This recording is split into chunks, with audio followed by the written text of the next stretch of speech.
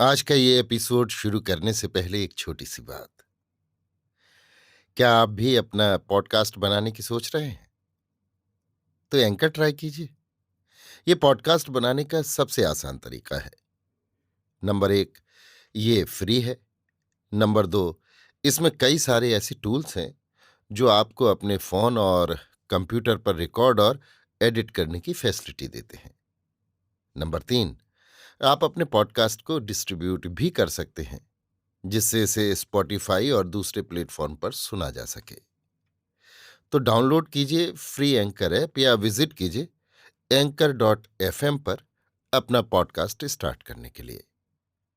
ये तो थी एक छोटी सी जानकारी, और अब शुरू करते हैं एपिसोड का सिलसिला। तो आज के एपिसोड में लीजिए सुनिए आचार्य चतुर्सेन शास्त्री के लिखे उपन्यास गोली के 9वें भाग राजा के शयन कक्ष में को मेरी यानी समीर गोस्वामी की आवाज में। ड्योढ़ियों पर पहुंचकर केसर ने ड्योढ़ीदार से बहुत आहिस्ता से कहा, अन्नदाता से अर्ज कर दो कि चंपा खिदमत में हाजिर है। ड्योढ़ीदार एक बूढ़ा राजपूत था। उसकी सफेद दाढ़ी हवा में फहरा रही थी। वो सफेद पायजामे पर सफेद अंगा और उस पर उदयपुरी कोट पहने था। पाग भी उसकी सफेद थी। बड़ी बड़ी मूछ कान में उलझी थी। वो तलवार गोद में धरे अपनी विशाल ढाल के सहारे ऊँघ रहा था। केसर का स्वर सुनकर उसने सावधान होकर और मंद स्मित स्वर में नेत्रों से एक विशेष प्रकार का संकेत करते हुए कहा, जाओ भीतर, हुक्म है तुम्हारे लिए, अन्नदाता जाग रहे हैं। द्वार पर मोटा रुईदार पर्दा लटक रहा था। उसने पर्दा उठाकर हमें राह दिखाई। पहले केसर और पीछे उसकी परछाई की भांति, जैसे उसकी पीठ पर चिपकी हुई हो, बिना पदध्वनि किए मैं भी भीतर कक्ष में जा पहुंची। राजा के वहां ठहरने से पहले मैं उस कमरे को देख आई थी। तब उसकी सजावट हो रही थी, पर इस समय तो उसके ठाठ ही कुछ और थे। अन्नदाता पलंग पर पौड़े थे। एक हल्के पीले रंग की रेशमी रजाई उनके पैरों पर पड़ी थी और दो चार तकियों के सहारे कुछ उठंगे हुए वो किसी अंग्रेजी पत्रिका के चित्र देख रहे थे। गंगा जमनी काम का आदमी के कद के बराबर पैचवान पास रखा था और उसमें से खमीरी तमाकू की मस्त सुगंध उठकर कमरे में महक रही थी। एक गोला युवक उनके पैर दबा रहा था और बूढ़ा चाकर हाथ बांधे एक कोने में खड़ा था। अन्नदाता थोड़ी देर में पेचवान का कश लेकर छत की ओर धुएं का बवंडर छोड़ देते थे।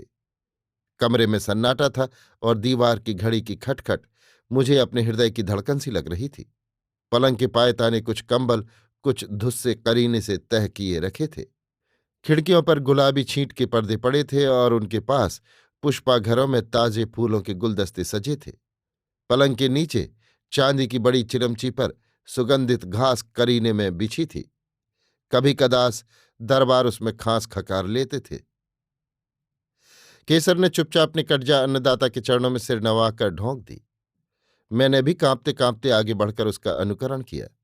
फिर केसर ने संकेत से चाकर को बुलाई, एक चौकी उठवाकर पलंग के निकट रखवाई। उस पर गजक और भुने हुए गोश्त की चांदी की रकाबियां सजा दी। केसर के संकेत से मैंने दारू की दोनों बोतलें चौकी पर रख दी और एक तरफ हटकर मैं जड़वत खड़ी हो गई। केसर के संकेत से चाकर ने बर्फ और सोडे की बोतलें लाकर चौकी पर रख दी। फिर केसर ने सुवासित पानों की बीड़ों से भरा हुआ चांदी का पानदान बगल से निकालकर चौकी पर रख दिया। संकेत से मुझे समझा भी दिया कि ये पान है। अब तरुण गोला चरण सेवा छोड़ चुपचाप उठ खड़ा हुआ। केसर ने उसे संकेत से एक ओर बुलाकर पूछा, सिगरेट कहाँ है? गोले ने बक्स से सिगरेट से भरा चांदी का डिब्बा और दिया सलाई लाकर चौकी पर रख दी। अब केसर ने आंख उठाकर चारों ओर देखा और बूढ़े चाकर से संकेत से पूछा, सब ठीक है या कुछ?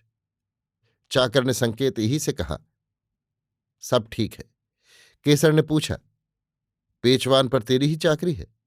बूढ़े ने हामी भरी तो केसर ने कहा, तो तू बाहर बैठ। फिर उसने तरुण गोले से भी संकेत से चले जाने को कहा। गोला कक्ष से चला गया। इतना तूम तड़ाम हुआ, परंतु अन्नदाता को जैसे कुछ मालूम ही न हुआ। वो उसी भांति चुपचाप उस पत्रिका के पन्ने पलटते और पेचवान का कश खींचते रहे। हमारे कक्ष में आने के बाद एक बार भी उन्होंने आंख उठाकर हमारी ओर न देखा। मुझे ये देखकर भारी आश्चर्य हो रहा था कि केसर सब सामान इस प्रकार जुटा रही थी जैसे वर्षों से वो अन्नदाता की सेविका रही हो, उनकी आवश्यकताओं और आदतों को जानती हो। अंत में उसने जल की झारी को अच्छी तरह जांच कर देखा। चांदी की झारी जल से भरी हुई थी। गिलास पास रखे थे। उसने दारू पीने के पैग और गिलासों की ओर देखा। संकेत से मुझे दिखाया। 3-4 तौलिए भी उसने वहां रख दिए। ये सब काम खत्म करके उसने एक बार फिर कमरे में चारों ओर देखा और संतोष की सांस ली। फिर उसने साभिप्राय मेरी ओर देखा। मैं तो भीतर चकिता हिरणी की भांति उन साभिप्राय आंखों को ताकती ही रह गई। रास्ते भर उसने बहुत सी सीख दी थी। उसमें से कुछ मैंने समझी, कुछ नहीं समझी। जब वे सब बातें और आगे पीछे होने वाली घटनाएं इतनी तेजी से मेरे मस्तिष्क में घूमने लगीं कि मेरा सिर चकरा उठा, तब मुझे ऐसा प्रतीत हुआ जैसे मैं कभी बेहोश होकर गिर जाऊंगी।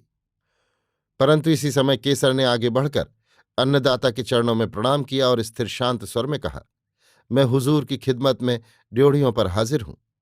और वो एकदम मुंह फेर कर चल दी और पर्दा उठाकर कमरे से बाहर हो गई। कमरे में अब मैं ही अकेली राजा के साथ रह गई। मैं पीपल के पत्ते की भांति कांप रही थी। मेरा शरीर पसीने से भीग गया था। जीभ तालू से सट गई थी और मैं किसी भी क्षण बेहोश हो सकती थी। राजा ने अब पत्रिका एक ओर फेंक दी। वो तकिए के सहारे जरा उठकर बैठ गए। पेचवान से कश लेते हुए एकटक मेरी ओर देखते रहे। फिर उन्होंने कहा, तू किसकी चाकरी में है? बाईजी राज की, अन्नदाता। यहां तो उनकी इजाजत से आई है। मैं अन्नदाता के हुक्म से आई हूं। किससे पूछकर? मां से। कुंवरानी से नहीं पूछा? नहीं सरकार। राजा ने फिर कश पेचवान से लिया और धुएं का बादल छत की ओर बनाया। फिर पूछा, वो औरत कौन है? मां की पलंग दासी है अन्नदाता। क्या नाम है? केसर है सरकार। उसे तू साथ लाई? मां ने भेजा है सरकार। राजा ने पेचवान छोड़ दिया, करवट बदली, तकिया उठाकर सीने पर रखा और बिना देखे ही कहा, सिगरेट दे। मैंने आगे बढ़ बक्स से एक सिगरेट निकाली, उसे राजा के होठों से लगाया, दिया सलाई से सुलगाकर और दिया सलाई एस्ट्रे में डाल दी।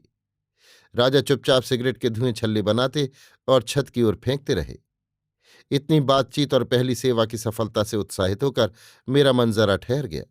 दिल की धड़कन कम हो गई, साहस लौट आया। मैंने केसर की सीख, अपने अनुभव और सहज ज्ञान का सहारा लिया। गिलास में बर्फ और सोडा डाला और एक पैक दारू उड़ेलकर गिलास ले राजा के निकट आई और कांपते हाथों गिलास को मूक मौन भाव से उनके आगे बढ़ा दिया। देखकर राजा मुस्कुराए। उन्होंने मेरी ओर एक विचित्र दृष्टि से देखा, पैग लिया और 1-2 सिप लेकर गिलास मेरी ओर बढ़ा दिया। आगे बढ़कर मैंने पैग थाम लिया। राजा सिगरेट के धुएं के बादल बनाते रहे। मैं पैग लिए खड़ी रही। जब इशारा पाती गिलास बढ़ा देती। राजा एक सिप लेकर पैग मुझे थमा देते और सिगरेट पीते। सिगरेट खत्म हुई, मैंने दूसरी सुलगा दी। पैग खत्म हुआ, मैंने दूसरा भरा। पैग हाथ में लेकर राजा तकिए पर कोहनी टेक एक ओर को जरा और उठंग गए। हुक्म दिया, बैठ। हुक्म के साथ उन्होंने पलंग पर जगह बनाते हुए आंख से संकेत किया। मैं डरती सी जरा टिक कर बैठ गई। इस बार राजा अपने ही हाथ में पैग लिए रहे। फिर उन्होंने पूछा, तू पीती है? नहीं सरकार। क्यों नहीं? बाईजी राज की अटारी में दारू नहीं आती। राजा ने हुंकारा भरा। पैग खाली हो गया। मैंने तीसरा भरकर बढ़ाया। राजा ने कहा, तू पी। अन्नदाता, मैंने कभी नहीं पी।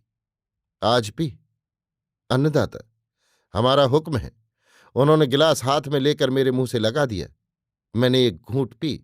एक लकीर सी कलेजे तक खिंच गई। राजा ने गिलास उसी तरह मेरी मुट्ठी में दबा हुआ अपने मुंह की ओर बढ़ाया। मैंने अरदास की, सरदार, मैं दूसरा पैग हुजूर की खिदमत में पेश करती हूं। राजा ने मेरी मुट्ठी में दबे उस गिलास को जैसे और भी कसकर दबाते हुए कहा, दूसरा क्यों, यही दे। और उन्होंने एक ही सांस में पैग खाली करके कहा, पान। मैंने 4 बीड़े पान पानदान से निकालकर अपने ही हाथ से राजा के मुंह में रख दिए। राजा ने पेचवान की ओर नजर की। मैं दौड़ी हुई द्वार तक गई। फुसफुसाकर केसर से बोली, सरकार शायद पेचवान पीना चाहते हैं। दूसरे ही क्षण केसर नई चिलम में खमीरी तमाकू डालकर रख गई। मैं चौथा पैग तैयार करने लगी। राजा ने कहा, ठहर, यहां बैठ। और मैं उनके सिराहने तकिए के सहारे बैठ गई। मेरे चारों ओर का वातावरण अंबरी तमाकू के सौरभ से महक रहा था। घड़ी टिक टिक करके एक एक सेकंड आगे बढ़ रही थी। ढलती रात की ओर साहस मेरा बढ़ रहा था। मैंने फिर पैग भरे और उन्होंने उसी भांति पहले मुझे पिलाया।